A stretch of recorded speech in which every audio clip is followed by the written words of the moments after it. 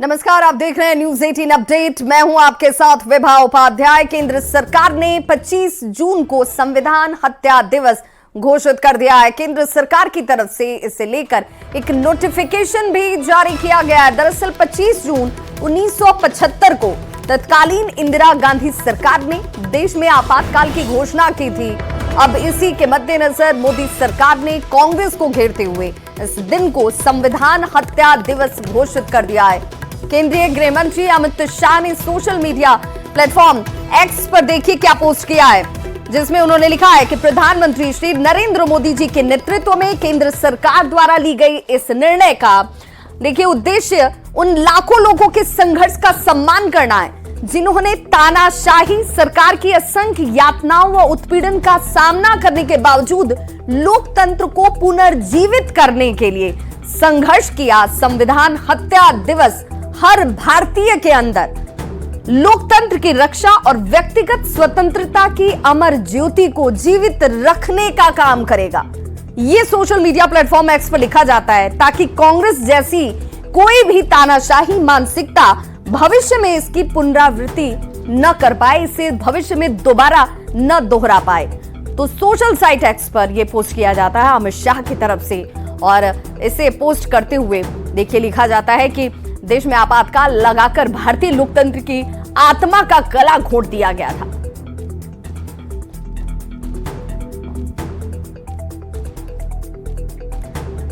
तो प्रधानमंत्री नरेंद्र मोदी ने गृह मंत्री अमित शाह के पोस्ट को रीपोस्ट किया है, और रीपोस्ट करते हुए उन्होंने क्या लिखा है जरा वो भी देखिए। प्रधानमंत्री की तरफ से इसे रीपोस्ट किया जाता है क्योंकि ये पोस्ट था सीधे तौर पर अमित शाह की तरफ से, और क्या लिखा गया, 25 जून को संविधान हत्या दिवस के रूप में मनाना इस बात की याद दिलाएगा कि क्या हुआ था जब भारत के संविधान को कुचल दिया गया था। ये हर उस व्यक्ति को श्रद्धांजलि देने का भी एक दिन है जो आपातकाल की जातियों के कारण पीड़ित हुए थे, उसके वो भुक्तभोगी रहे थे, और जो भारतीय इतिहास में कांग्रेस द्वारा लाया गया था।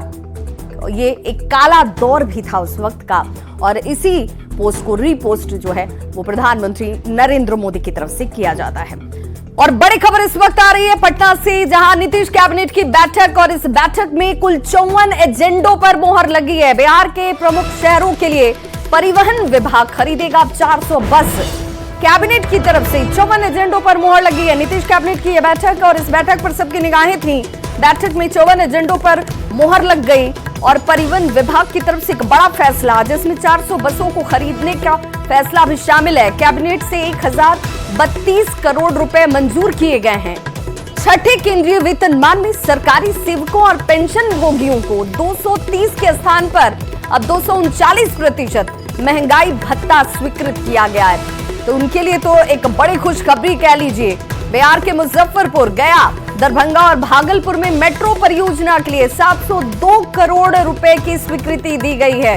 उद्योगों को बढ़ावा देने के मकसद से 31 जिलों में नए औद्योगिक क्षेत्र विकसित किए जाएंगे, ये भी इस एजेंडे में शामिल है। वहीं अरवल, जमुई, कैमूर, सारण, शिवहर, शेखपुरा और बांका में औद्योगिक क्षेत्र विकसित किया जाएगा। शहरों में ई रिक्शा पड़ाव बनेगा।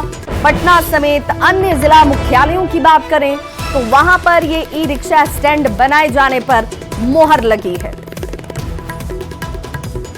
वहीं इस बीच नेपाल से बड़ी खबर आ रही है। नेपाल में प्रचंड की सरकार गिरी है। जी हां, पुष्प कमल दहल विश्वास मत हार गए हैं। तो ये देखिए इस वक्त की बड़ी खबर, नेपाल में प्रचंड की सरकार गिर चुकी है और इसकी आशंका जाहिर की जा रही थी। पुष्प कमल दहल विश्वास मत हार गए हैं। जो विश्वास मत और उसमें वो संख्या बल उन्हें चाहिए था वो नहीं मिला है। प्रचंड ने सीधे तौर पर पीएम पद से अब इस्तीफा दे दिया है। प्रचंड संसद में विश्वास मत हार गए और इसीलिए उनकी तरफ से इस्तीफा देना पड़ा। ये इस वक्त बड़ी खबर, यानी कि नेपाल में सरकार का जो चेहरा था वो चेहरा इस वक्त अब प्रचंड का नहीं है। प्रचंड संसद में विश्वास मत हार चुके हैं। वो संख्या बल उनके पास नहीं थी जिसकी उन्हें जरूरत थी, और ये अंदेशा पहले से जाहिर किया जा रहा था कि इस तरह की परिस्थितियां आने वाले वक्त में होंगी इनके सामने। और बड़ी खबर बिहार के दरभंगा से आ रही है, जहां मुहर्रम जुलूस में फिलिस्तीन का झंडा लहराया जाता है। फिलिस्तीन के झंडे के साथ देखिए, मुहर्रम जुलूस में फिलिस्तीनी झंडा लहराते हुए आप कहीं और नहीं देख रहे हैं, बल्कि बिहार में आपको ये नजर आ जाएगा। युवक ने ये फिलिस्तीनी झंडा लहराया, हालांकि इसके बाद एक्शन भी लिया गया। क्या लिया गया वो भी बताते हैं। फिलिस्तीन के समर्थन में टी शर्ट इस शख्स ने पहना हुआ था। झंडा लहराते युवक का वीडियो वायरल होता है और झंडा लहराने वाले युवक को जिला मुहर्रम कमेटी ने अब इसकी पुष्टि। और जरा ये तस्वीर देख लीजिए, तस्वीरों के जरिए आप समझिए। यहाँ फिलिस्तीन का झंडा देखिए, ये युवक जो है वो फिलिस्तीन का टी शर्ट भी पहने हुए हैं, जिसे आप इस वक्त देख सकते हैं व्हाइट रंग के टी शर्ट में, और इसके हाथ में जो झंडा है वो फिलिस्तीन का झंडा है, जिसे ये लहरा भी रहा है। और ये सिर्फ अकेले यहाँ पर मौजूद नहीं है, आसपास आपको देखिए भीड़ अच्छी खासी आपको नजर आ रही होगी। हालांकि ये मुहर्रम का जुलूस निकला था, लेकिन मुहर्रम के जुलूस में ही इस शख्स के हाथ में देखिए फिलिस्तीन का झंडा दिखता है। और मुजफ्फरपुर के बाबा साहब भीमराव अंबेडकर बिहार विश्वविद्यालय में डिस्टेंस एजुकेशन को लेकर एक अनोखा विवाद सामने आ गया है, जिसमें विश्वविद्यालय के डिस्टेंस एजुकेशन विभाग के डायरेक्टर प्रोफेसर संजय कुमार ने पूर्व निदेशक ललन कुमार पर गंभीर आरोप लगा दिए हैं। संजय कुमार ने बताया कि पूर्व निदेशक ललन कुमार ने डिस्टेंस एजुकेशन के नाम पर विश्वविद्यालय में कुछ ऐसे कोर्स चलाए जिसे ना तो यूजीसी से कोई मान्यता प्राप्त है और ना ही बिहार सरकार से ही, ना ही इस पर विश्वविद्यालय से किसी तरह की कोई चर्चा शामिल है। और ऐसे कोर्सेज में पारा मेडिकल के अलावा कोई अन्य कोर्स शामिल, इसके अलावा कई दूसरे कोर्स भी जो है उसमें शामिल किए गए हैं।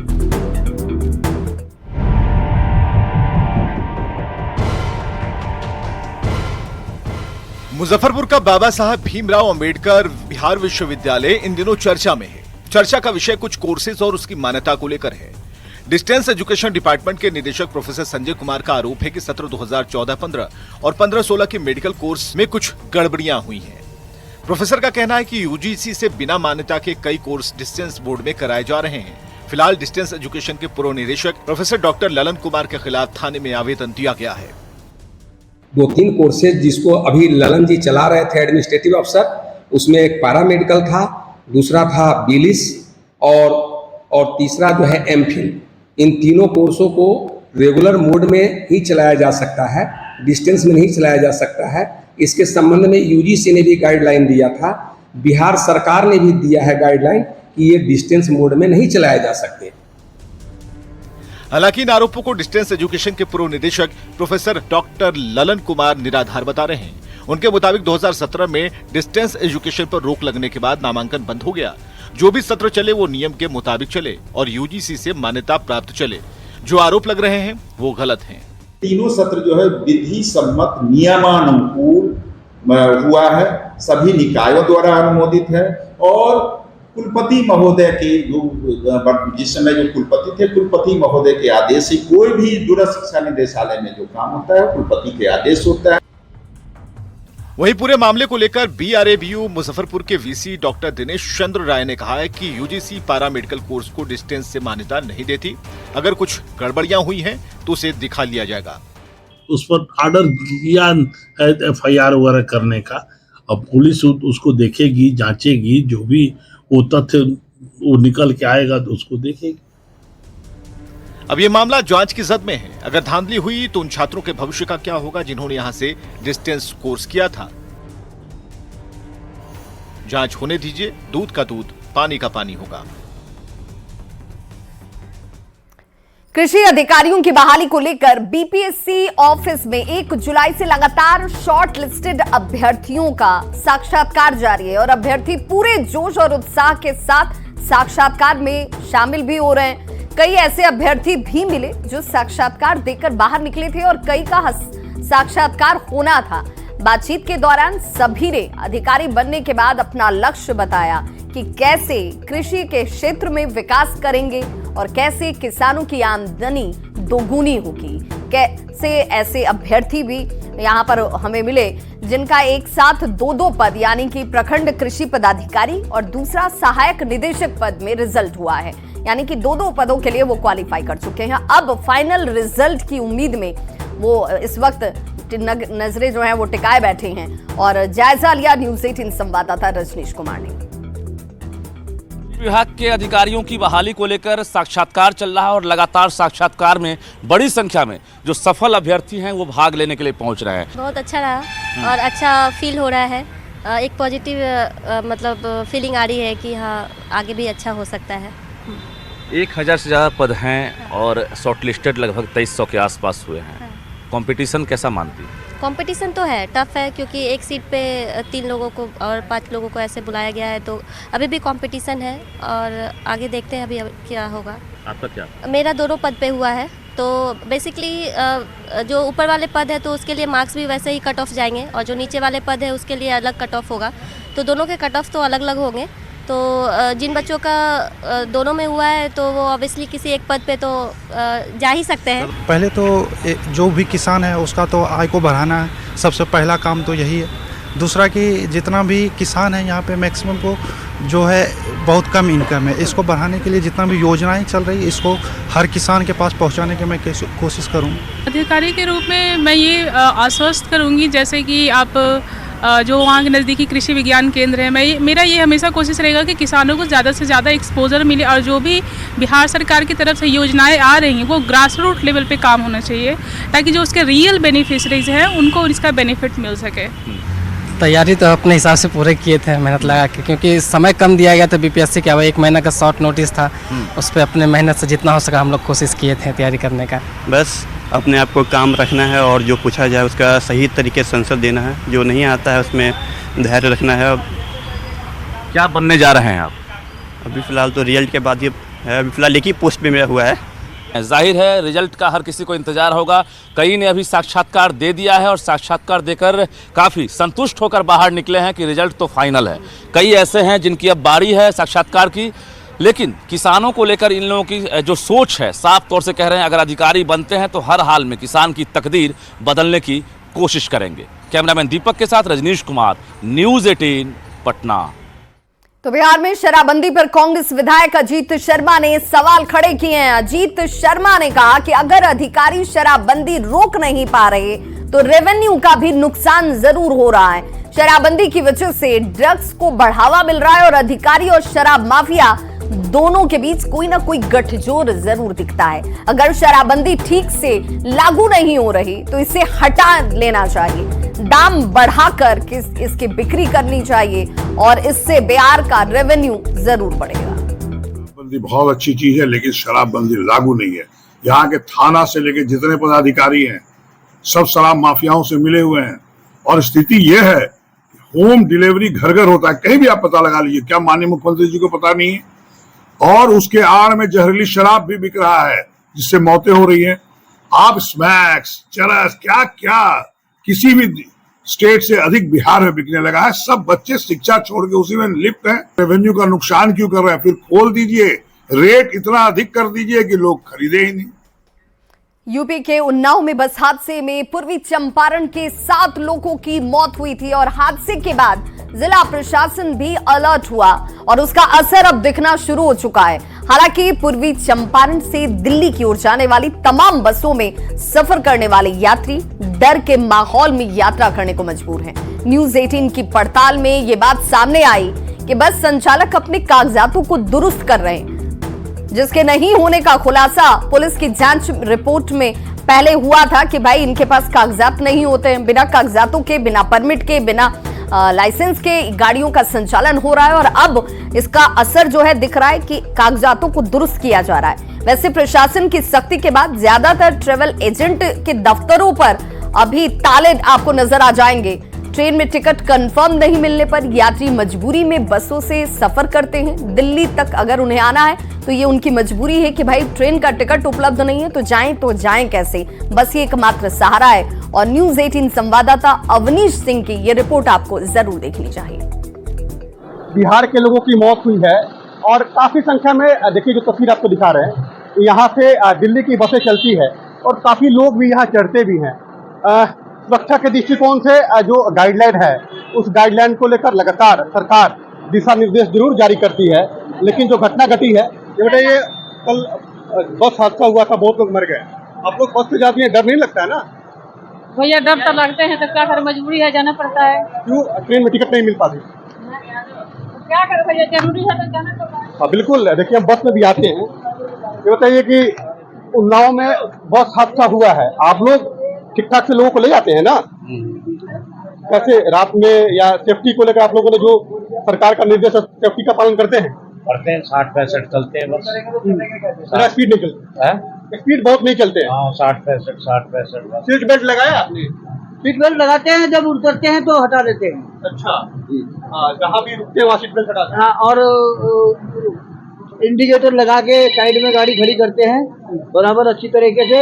और किसी सवारी को कोई दिक्कत होती है, प्राथमिकता की दिक्कत होती है, उसका उपचार के लिए हम उचित जगह पर रोकते हैं या प्राइवेट ट्रीटमेंट कराते हैं अगर किसी को कोई परेशानी होती है। अदरवाइज हम नॉर्मल चलते हैं। बिल्कुल, देखिए अंदर की तस्वीर दिखा रहे हैं, ये बस है और जगह जगह पर केबिन बनाया गया है ताकि लोगों को जो है वो सेफ्टी हो सके। और ये जो बसें जो हैं वो दूर की बसें हैं, दिल्ली जाती है, आगरा लखनऊ होके दिल्ली तक जाती है। देखिए ये कैसे जो है लोग भी, देखिए कल घटना जो घटा है बहुत मर गया है बिहार का बस में। आप लोग को डर नहीं लग रहा है ना? बस में डर भी लगता है क्या? डर भी जरूर है, क्योंकि जो घटना घटी है उस घटना के बाद तमाम जो बस चलाने वाले लोग हैं उन्होंने भी सतर्कता बरती है और जो गाइडलाइन है उस गाइडलाइन का पालन करने के लिए लगातार लोग जो है प्रयत्न जरूर कर रहे हैं। लेकिन जो घटना घटी है उसके बाद तमाम लोग सचेत हो रहे हैं और बस में यात्रा करने वाले लोग डर के माहौल में यात्रा मजबूरी से कर रहे हैं। अनिश कुमार, न्यूज़ 18। मुजफ्फरपुर के कलेक्ट्रेट ऑफिस के बाहर आत्महत्या करने वाले बुजुर्ग के परिवार वालों से बिहार सरकार के पूर्व मंत्री इजराइल मंसूरी ने मुलाकात की। पूर्व मंत्री और कांची विधायक इजराइल मंसूरी ने नीतीश सरकार पर हमला करते हुए कहा कि बिहार में अफसरशाही चरम सीमा पर है, अफसर बिना रिश्वत लिए कोई काम करते ही नहीं है। कि राज्य में अफसरशाही चरम सीमा पर है, कोई गरीब को देखने वाला नहीं है, कोई सुनने वाला नहीं है। एक अधिकारी का भी नाम आया है जिसने रिश्वत भी ली और इनका काम नहीं किया। तो बड़ी ही, और जो घटना हुई है जिला समाहरणालय, जिला कलेक्टर के दरवाजे पर घटना हुई है, कौन लेगा इसकी जवाबदेही? सरकार को संज्ञान लेना चाहिए, इसकी उच्च स्तरीय जांच होनी चाहिए। तो पटना में संविदा पर बहाल हुए स्वास्थ्य कर्मियों ने समान काम के बदले समान वेतन की मांग को लेकर जमकर प्रदर्शन किया। सोने ऑनलाइन अटेंडेंस बनाने का आदेश मानने से ही इनकार कर दिया है। नर्सों का कहना है कि उनकी पोस्टिंग सुदूर इलाके में होती है जहां कई दिक्कतें उनके सामने होती हैं। स्वास्थ्य कर्मियों से बात की न्यूज़ 18 संवाददाता रजनीश कुमार ने। ऑनलाइन अटेंडेंस के विरोध में अब स्वास्थ्य विभाग में भी विरोध शुरू हो गया है और एनएचएम के तहत जो संविदा नर्सें बहाल हुई हैं, देख सकते हैं, विरोध करने के लिए जिला स्वास्थ्य समिति कार्यालय पहुंच गई हैं। बड़ी संख्या में जो नर्सें हैं अब साफ तौर से कह रही हैं कि ऑनलाइन अटेंडेंस मंजूर नहीं है। हम सीधी बातचीत करेंगे, लेकिन बता दें आपको कि बिहार के तमाम जो जिले हैं वहां पर इसी प्रकार से अब विरोध का स्वर जो है सुनाई देने लगा है, क्योंकि ऑनलाइन अटेंडेंस इन लोगों को अब पसंद नहीं आ रहा है। क्या परेशानी हो रही है ये बताइए। हम लोग को गांव में जाना पड़ता है जहां इंटरनेट की सुविधा नहीं है। हम लोग एनएचएम कर्मी हैं, हम लोगों को कोई मोबाइल सुविधा नहीं दिया गया है कि आपको मोबाइल मिला है आप अटेंडेंस बनाइए। और दूर दराज गांव में इंटरनेट की कोई सुविधा नहीं रहती है। ये जो हम लोग फीमेल स्टाफ है, ज्यादातर गांव में 3-4 किलोमीटर तक कोई हमें आने जाने की यातायात की सुविधा नहीं है। 5 बजे शाम में ठंड के दिन में प्रॉब्लम होगी, नाइट हो जाएगी, तो इसका जवाब कौन देगा अगर हमारे साथ कुछ भी दुर्घटना घटती है। तो बहुत ऐसा भी है जो हमें वॉशरूम आता है तो दूसरे का दरवाजा खटखटाना पड़ता है वॉशरूम जाने के लिए। तो फिर गवर्नमेंट को अगर ये चीज लागू करना है तो हमें सारी सुविधा भी प्रोवाइड करनी होगी और सबके साथ लागू हो, सिर्फ एनआरएचएम के साथ लागू नहीं हो। दूसरा चीज, हमें सामान्य कार्य सामान्य वेतन किया जाए, नियमित किया जाए, तभी हम लोग इससे अच्छे से हम लोग काम करेंगे। जो चिकित्सा संघ के नेता है उनसे ही बातचीत करते हैं। ये बताइए कि अब लग रहा है कि विरोध के बाद कुछ असर होगा? असर तो एकदम होगा। क्या? राज्य स्वास्थ्य समिति बिहार के द्वारा एक आदेश निर्गत किया गया है कि एफआरएस सिस्टम के माध्यम से एनएचएम कर्मचारियों को ऑनलाइन उपस्थिति दर्ज कर दें, वो भी 3 टाइम। मैं बता देना चाहता हूं आपके चैनल के लोकप्रिय चैनल के माध्यम से सरकार को भी, निदेशक कार्यपालक निदेशक को भी, कि जो एएनएम है वो स्वास्थ्य उपकेंद्रों तक काम करती हैं, सुदूर इलाकों में काम करती हैं, आंगनबाड़ी सेंटर पर जाकर इनको काम करना पड़ता है। जहां पर बुनियादी सुविधा नहीं है वहां पर अधिकांश स्वास्थ्य उपकेंद्र जो है वहां अपना बिल्डिंग नहीं है। क्या चाहते हैं आप लोग? आवासीय व्यवस्था हो, पेयजल की व्यवस्था हो, वॉशरूम का व्यवस्था हो, और फिलहाल एफआरएस सिस्टम जो आदेश निकला इसको निरस्त किया जाए, समान काम का समान वेतन दिया जाए। ऐसे में इन लोगों को ये नागवार गुजर रहा है। जाहिर है विरोध शुरू हुआ है और साफ तौर से चेतावनी दे रही है कि यह आंदोलन तब तक जारी रहेगा जब तक ये आदेश वापस नहीं लिया जाता है। कैमरामैन दीपक के साथ रजनीश कुमार, न्यूज 18 पटना। तो इस बुलेटिन में बस इतना ही, लेकिन न्यूज 18 बिहार